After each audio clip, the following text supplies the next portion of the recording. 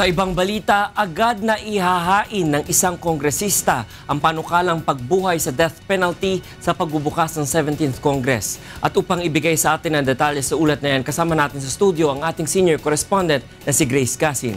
Grace, sino tong kongresistang to? Attorney, ang nagbabalik na congressman na kinatawa ng Muntinlupa, si Congressman Rufy Biazon, desidido na siya na i-file itong panukalang batas para buhayin ang death penalty. Dahil ayon nga sa kanya, napapanahon na raw ito. Si Biazon ngayon ay siya yung pinakauna ngayon sa pila ng mga kongresista na maghahain ng panukalang batas sa 17th Congress. Siya ang makakakuha ng House Bill number 01 hanggang 05. Kaya sa opening ng 17th Congress, oras na magsimula na silang tumanggap niyan, attorney, sa July 4 yan, isa yan sa pinakaunang panukalang batas na kanyang ihahain, itong death penalty. Base dun sa draft rules ni Congressman Biazon, ang sakop lamang ito, attorney, ay yung mga kasong may kinalaman sa droga. Katulad nung nakasaad dun sa original version ng Comprehensive Dangerous Drugs Act of 2002.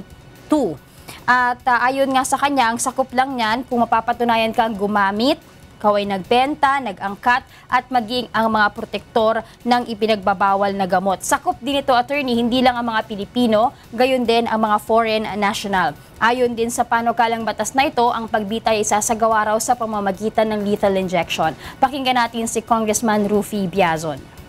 Ito po yung nakita natin na karampatang parusa, no, doon sa negosyo ng droga.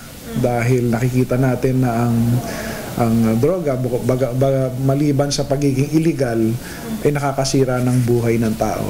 So, kuminsan nga yan pa yung nagiging dahilan kung bakit yung ibang kababayan natin nag-commit ng crime.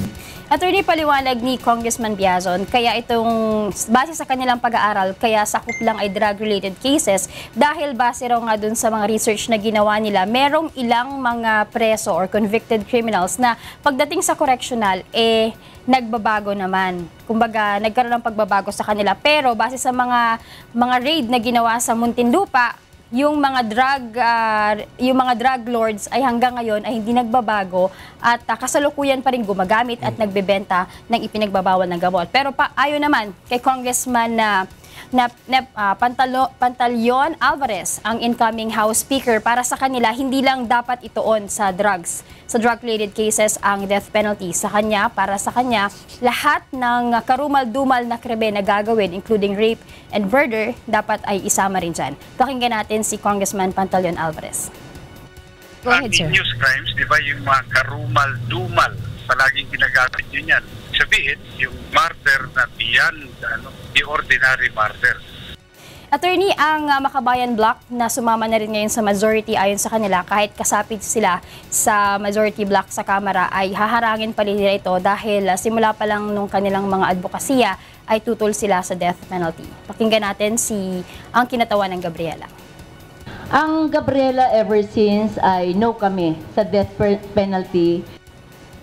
Ayan, attorney, yung ilan sa mga kongresistang nagpahayag ng kanilang mga saloobin patungkol sa death penalty. Grace, ang tanong ko, ini-expect ba ni incoming Congressman Rufy Biazon na itong bill na to, na pagbuhay sa death penalty, kasi nakasuspend for the meantime ang death penalty, ay isa-certify as urgent ni incoming President Duterte naman? Yes, attorney, dahil before pa, sinabi na ni incoming President-elect Rodrigo Duterte na pabor siya sa death penalty. Pero ang magiging question nga lang dyan ay yung debate sa loob ng Kamara. Kasi merong ilang mga kongresista na kahit sumapi sa majority group, hindi sila pabor sa death penalty. Meron namang iba na gusto nilang isama, hindi lang drug-related cases, pati ibang mga karumal-dumal na krimen. At ang challenge pa dyan pagdating sa Senado. Yeah. Tapos ang tanong ko rin,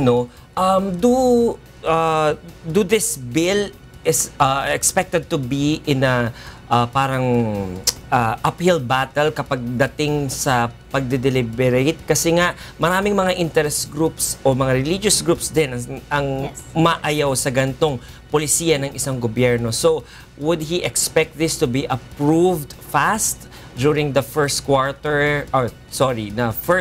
few months ng Kongreso, pagbubukas ng Kongreso, or parang matatagalan to, parang RHP yun? Attorney, ang target ng 17th Congress sa loob ng isang taon dapat maipasa nila to. Pero naniniwala sila na maraming mga organisasyon, especially yung mga religious organization, natututol dito. Maraming salamat, Grace Casin, para sa ulat na yan.